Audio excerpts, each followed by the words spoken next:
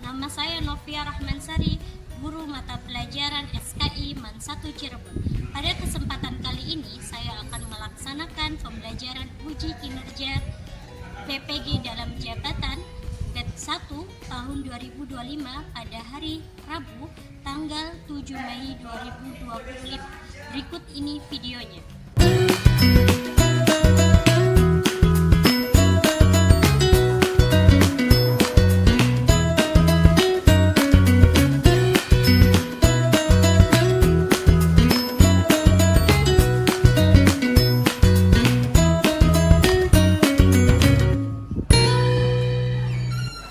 Assalamualaikum. Waalaikumsalam. Oke, kelas 10-5. Hari ini tanggal 7 Mei 2025. Ketemu lagi dengan saya, belajar SKI kembali. Oke, sebelum belajar silahkan dirapikan bangkunya, yang lurus silahkan diluruskan. Kalau ada sampah sebelahnya belum, ada sampah belum, silakan. Gimana kabarnya hari ini? Alhamdulillah sehat semua ya. Sebelum dimulai saya minta bantuan Abrar, dipimpin Bapak Abrar. So, before we study, let's pray together. Begin.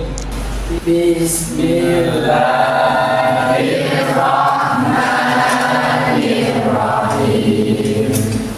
Raditu billahi rabban bil islami dina wa bi Muhammadin nabiyyan wa rasula. Rabbi zidni ilman warzuqni fahman. Amin. Oke, terima kasih Abrar sudah membantu belajar doa. Oke, saya absen terlebih dahulu ya. Kelas 10-5. Abrar Rafi, Agir, Ahmad Zidan, saya lihat Zidan ya. Alhamdulillah. Fatih, Aduh. Anissa, Artileri, Ayo. Dita Aulia, Zahra. Jadi yang tidak hadir 1, 2, 3 orang. Jadi yang di kelas ada 32 siswa. Oke. Setelah saya absen, saya mau bikin terlebih dahulu biar matanya fresh, biar nggak tegang kayak gini pada tegang. Bakingnya nanti gerakan berantai. Silakan 10 orang maju. Mau saya tunjuk atau milih sendiri? Yuk, oke. Jangan maju.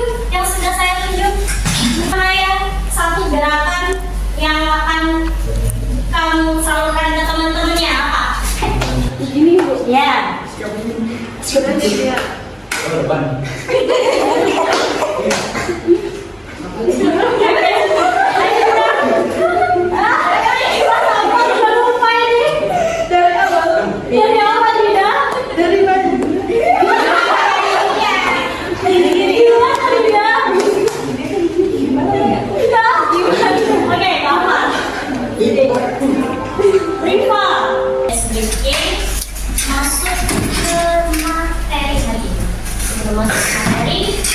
Materi sebelumnya adalah tentang minggu kemarin tentang sejarah berdiri atau lahirnya Daulah Abbasiyah. Terima kasih ya. Aktif. Yang kamu tahu dari sejarah lahirnya Daulah Abbasiyah gimana? Jadi lahir Daulah Abbasiyah itu perencanaannya itu sudah ada sejak zaman pemerintahan Daulah Umayyah. Salah satu tokoh gerakan pertama yaitu Ali bin Abdullah. Pada masa Ali bin Abdullah dibentuk organisasi ini. Jadi yang memulai organisasi adalah Ali bin Abdullah. Ali bin Abdullah. Apakah Ali bin Abdullah yang mendirikan? Ada yang mau menjawab? Siapa?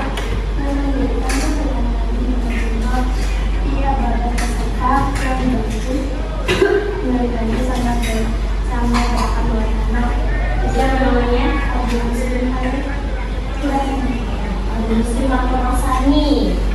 Nah, Abu Muslim Al-Khurasani siapa? Ali. Abu Muslim Al-Khurasani kamu tahu siapa? Tahu saya sih itu pengkhianat dari daulah pertama. Oh, pada masa Daulah Umayyah sudah ada pemimpin itu ya. Sip. Jadi Abu Abbas As-Saffah itu mendirikan Daulah Abbasiyah dibantu oleh gerakan bawah tanah yang bernama Abu Muslim Al-Khurasani itu dari wilayah yaitu Khurasan. Ya. Kemudian dibunuh akhirnya waktu dia yang membantu atau dibunuh oleh Khalifah Ja'far al-Mansur. Oke, berarti masih ingat ya materi yang lalu. Nah, sekarang kita masuk ke materi yang baru, yaitu perkembangan peradaban dan ilmu pengetahuan pada dasar Abbasiyah. Kira-kira kenapa kita bahas ini? Ada beberapa tujuan pembelajaran yang akan dicapai pada materi hari ini. Yang ketiga, menganalisis perkembangan ilmu pengetahuan itu sendiri, baik agama maupun ilmu pengetahuan yang umum. Yang kelima, kita mengidentifikasi tokoh-tokoh ilmuwan Muslim dari Daulah Abbasiyah yang berkontribusi dalam membangun peradaban Islam. Biar apa? Biar menjadi inspirasi bagi kalian dalam mengamalkan sikap berpikir kritis, kreatif, sama inovatif. Semoga tujuan pembelajaran hari ini tercapai semua dan kalian dapat mengambil ibrah atau pembelajaran untuk masa yang akan datang. Oke, setelah kita tahu tujuan pembelajaran dan kriteria tercapaian tujuan pembelajaran, saya mau cek seberapa kalian tahu materi ini. Dengan cara apa? Di meja kalian sudah ada barcode. Nah, di atas meja kalian sudah ada barcode. Silahkan di scan barcode-nya dan mulai dikerjakan. Oke, silahkan.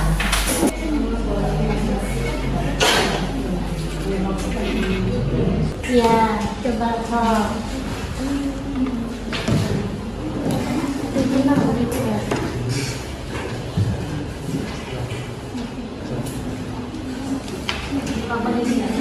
Sama-sama. Dikerjakan sebisanya.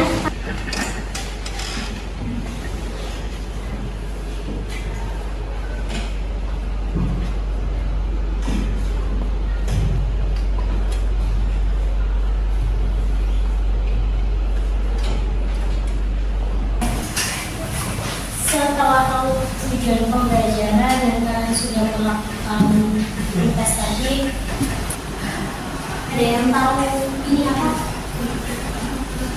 Apa dari? Madinatus Salatin dan Malaysia. Madinatus Salatin dari Daulah Abbasiyah. Apa itu Madinatus Salatin? Ada yang bisa jawab lagi? Kota para Sultan. Kota para Sultan. Anissa, Kota para Sultan. Didirikan pada masa siapa ya kira-kira ya? Siapa?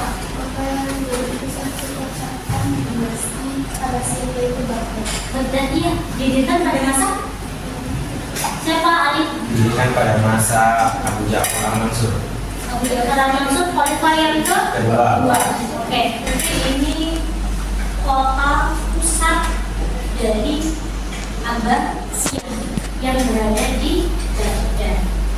Kota ini didirikan oleh Abu Ja'far al-Mansur. Kalau kalian lebih mengenalnya biasanya al-Mansur aja dan menggunakan Ja'far ya. Jika pada al-Mansur, Abu Ja'far al-Mansur, khalifah kedua. Ini jadi pusat peradaban ilmu pengetahuan, Baitul Ilmu juga ada di sana. Tempat berkumpulnya ilmuwan Muslim itu di sana. Padahal sebelumnya ibu kota Daulah Abbasiyah itu bukan ada di Baghdad, tapi di Anbar. Anbar. Siapa yang meletakkan Daulah Abbasiyah di Anbar? Abu Abbas As-Saffah, atau pendiri dan khalifah pertama dari Daulah Abbasiyah. Nah, tadi sudah dijawab, awal mula gerakan ini adalah pada masa Ali bin Abi Thalib. Yang mendirikan Abu Abbas As-Saffah dibantu oleh Abu Muslim Al-Khurasani. Nah, kira-kira kenapa Ali bin Abdullah membuat gerakan itu? Latar belakangnya kan salah satunya adalah menasabkan dirinya sebagai paman Nabi. Ada yang bisa menuliskan? Oke, silakan Biswa.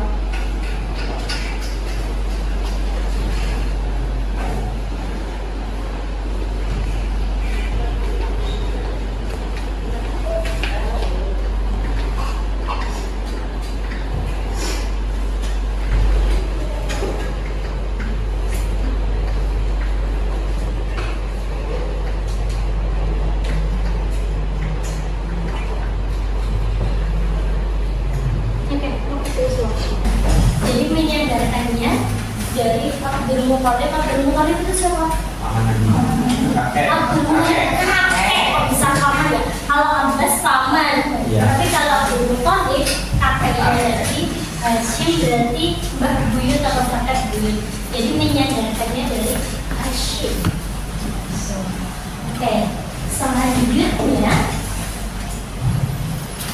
kalian akan menonton video terlebih dahulu. Dan itu adalah perkataan musuh. Ini yang memiliki pemikiran bahwa dinamakan di Sultan Allah Al-Fitar, yang berarti bahwa sesungguhnya saya adalah kekuasaan Tuhan di bumi, sehingga dirinya bebas membuat seperti apa wilayah kekuasaan. Abu Ja'far al-Mansur biasa usaha pemerintahan dari Damaskus, Suriah, dalam Baghdad, Irak, dan berbagai istana dengan nama Madinah Besar. Memiliki lokasi di tepi barat Sungai Tigris, tidak jauh dari Kanal Barat. Misalkan saluran air yang menghubungkan Tigris ke Sungai Euphrates, sungai sepanjang 270 km yang memanjang dari Anatolia Turki ke Teluk Persia, melewati 3 negara yaitu Turki, Suriah, dan Irak. Karena kanal itu sangat maju pada masa Daulah Abbasiyah. Coba kalian bayangkan, seandainya Daulah Abbasiyah tidak pernah ada di dunia ini, kira-kira gimana kondisi saat ini akan berdampak atau tidak? Bila, pandanganmu gimana Bila? Seandainya sudah ada Daulah Abbasiyah, Bila? Ilmu pengetahuan akan berkembang lebih lambat. Kenapa kok ilmu pengetahuan berkembang lebih lambat? Karena peradaban Abbasiyah yaitu Bait al-Hikmah di Baghdad menjadi pusat penerjemahan dan pengembangan ilmu dari Yunani, Persia, India, semua Jadi orang-orang yang mengambil ilmu dari situ, hikmah atau bait al-hikmah yang punyanya Daulah Abbasiyah. Kemudian kalau pandangannya Zahra Elia gimana Zahra? Gimana? Kenapa?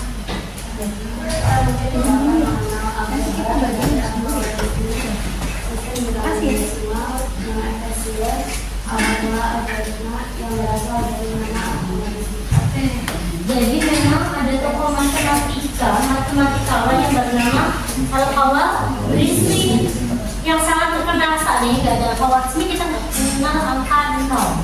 Angka 0 itu yang menunjukkan adalah Al-Khawarizmi. Tidak tahu ada jangka, tidak tahu apa. Kalau menurut dia tidak berkembang ajaran ini, Bu. kenapa? Oke, ini tidak berkembang.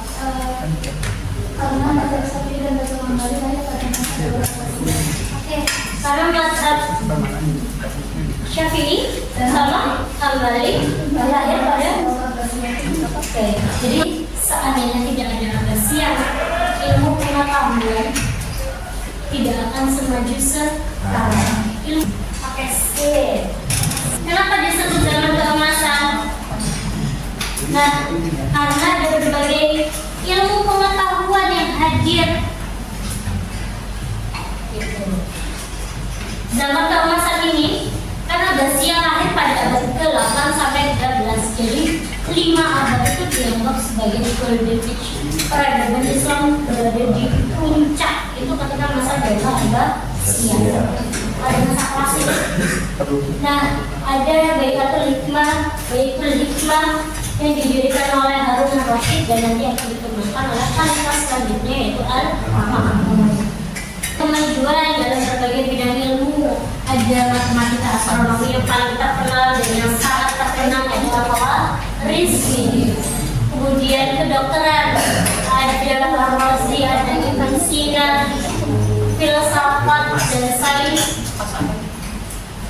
ada Al-Farabi, Ibnu Sina, Al-Kindi. Nah, yang sangat berpengaruh pada saat ini teknologi dan rekayasa yang dikembangkan oleh Al-Jazari. Itu adanya mesin saat ini itu juga karena kontribusi dari Daulah Abbasiyah. Pengembangan teknik irigasi, arsitektur, mekanik pompa. Makanya kalau tidak ada Daulah Abbasiyah, peradaban saat ini mungkin tidak semaju. Oke, sekarang tugas kalian adalah pengerjaan NKPD lembar kerja peserta didik. Ini untuk menganalisis perkembangan peradaban dan ilmu pengetahuan masa Daulah Abbasiyah akan dibagi menjadi 9 kelompok. Jadi satu kelompok isinya 4 orang. Jadi tinggal balik aja kalian. Ya, oke. PD-nya nanti silakan scan barcode untuk mengerjakan tugas ini. Oke, siap? Silakan dikerjakan.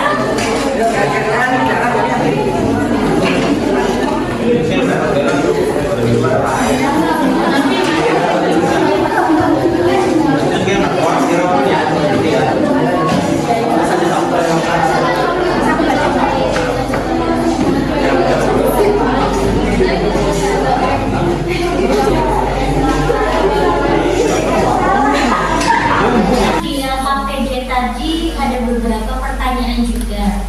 Nah, kalian jawab. Mau diberikan. Oke, silahkan. Kelompoknya Ali, Leri, Abrar, Nina, sama Fitri. Silakan maju.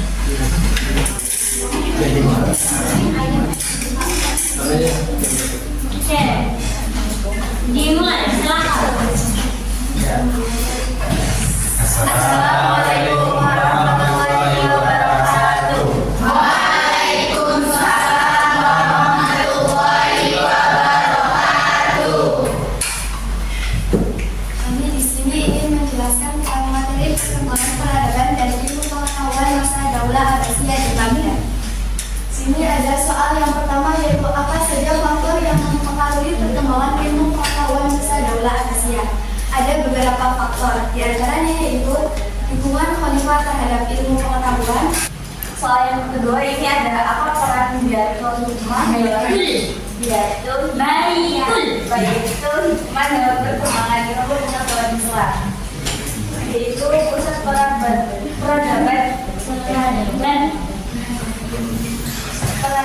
ilmu pengetahuan. Dijelaskan. Penerjemahan. Nah, itu sebagai pusat penerjemahan. Oke, terima kasih kelompoknya Ali dan kawan-kawan. Beri tepuk tangan.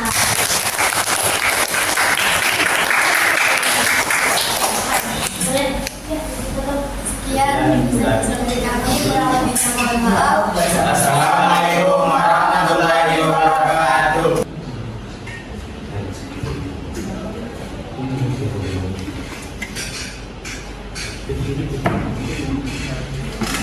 Mau ditampilkan di sini salah, tapi kalau jauh apa bisa?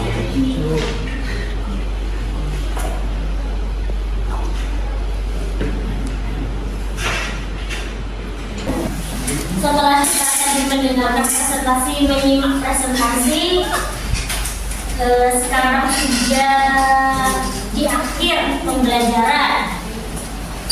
Kesimpulan belajar hari ini tentang peradaban dan ilmu pengetahuan Daulah Abbasiyah ternyata sangat berpengaruh terhadap ilmu saat ini. Kalau tidak ada Abbasiyah, kita tidak akan menikmati ilmu-ilmu tersebut. Nah, tapi ada yang lebih penting. Jangan hanya memanfaatkan ilmu itu, tapi kembangkanlah ilmu yang ada di Daulah Abbasiyah sehingga peradaban Islam bisa lebih maju lagi, bisa berada di zaman keemasan kembali. Itu.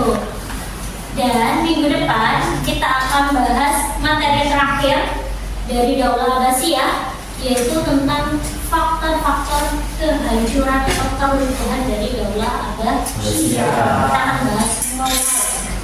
Oke, silahkan nanti dibaca materinya. Ada di materi pembelajaran interaktif yang akan saya share, dan LKPD-nya silahkan dikerjakan. Cukup sekian dari saya. Mohon maaf sebelumnya. Saya akhiri. Wassalamualaikum warahmatullahi wabarakatuh.